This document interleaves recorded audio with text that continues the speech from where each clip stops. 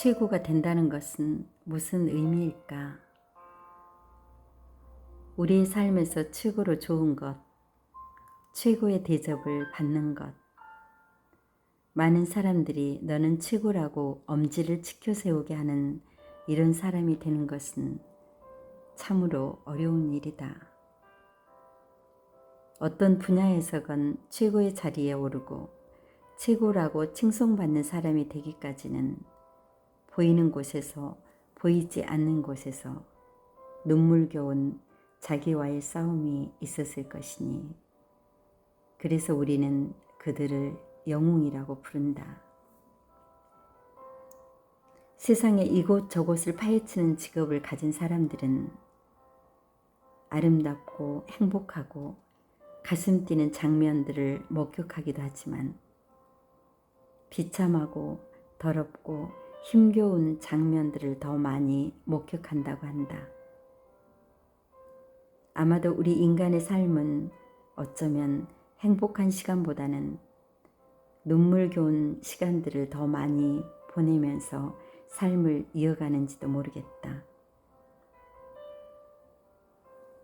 한 소년이 불우하게 태어났다. 사람이 가장 불행한 것은 아마 처음 세상을 마주할 때 만난 사람이 사람보다는 동물에 가까운 인격체였을 때일 것이다. 소년의 부모는 소년을 늘 학대했다. 어느 세미나에서 이런 강연을 들은 적이 있다. 부모가 되는 교육, 우리 사회의 가장 절실한 교육. 아무렇게나 자신의 생명체를 뿌려놓고 아무런 대책 없이 아무런 책임감 없이 방법을 모른 채 키우는 부모. 더군다나 이런 부모가 부모의 역할은커녕 사람의 역할도 못한다면 이건 가장 치명적인 최악의 상태에 처하게 되는 것이다. 학대받으며 자란 소년은 온 세상이 형벌이고 형장이고 범죄의 속을 같았다.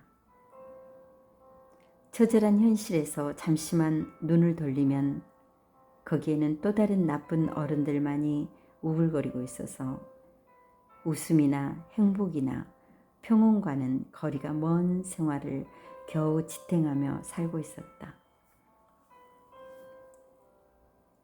그러던 어느 날 검은 먹구름 사이에 한 줄기 빛이 들어오듯 소년은 TV에서 농구 선수들이 힘차게 공을 던지는 모습을 보게 되었다.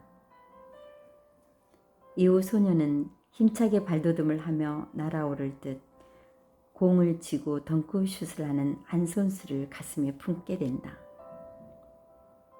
이 소년은 부모에게 폭행을 당해 죽은 나이 어린 동생을 한쪽 가슴에 품고 그리고 또 다른 가슴에는 유명 농구 선수를 품고 겨우 삶을 지탱하며 살아갔다.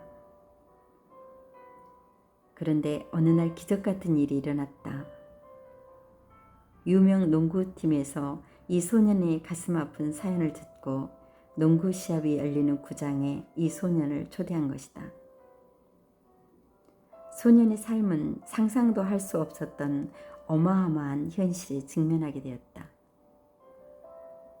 그리고 구장이 폭발할 것 같은 함성 속에 소년은 앉아서 경기를 관람하게 되었다. 더욱 놀라운 사실은 경기가 끝나고 가슴에 그토록 사무치게 그리워했던 유명 선수가 소년의 곁으로 다가와 앉은 것이다. 어둡고 침울하고 빛 하나 없었던 소년의 삶은 이 농구 선수의 등장으로 인해서 눈을 뜰 수 없을 만큼의 찬란한 빛으로 가득하게 되었다. 삶의 끈을 놓으려 했던 이 소년은 이 일 이후로 훌륭한 청년으로 성장해 행복한 삶을 이어갔다고 한다.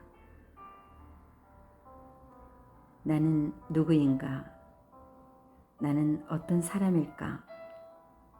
나는 누구에게 어느 만큼의 영향을 줄 수 있는 사람일까? 비록 큰 영향력을 줄 수 있는 사람이 아니라 할지라도 최소한 부끄럽지 않고 당당함으로 누군가에게 나는 이런 사람이야 라고 말할 수 있을 정도의 사람으로 나는 되어 있는가? 우리는 늘 최고가 되기 위해 최선을 다하며 살아간다. 하지만 최선을 다한다고 늘 최고가 되는 것은 아니다. 어느 분야에서든 최고가 된 사람들은 그 사람 어딘가에 그만한 가치가 숨겨져 있을 것이니 우리는 그것을 최고라 부르며 엄지를 지켜 세운다. 한 불우한 생명을 빛나게 해준 이 농구 선수야말로 최고가 아니겠는가.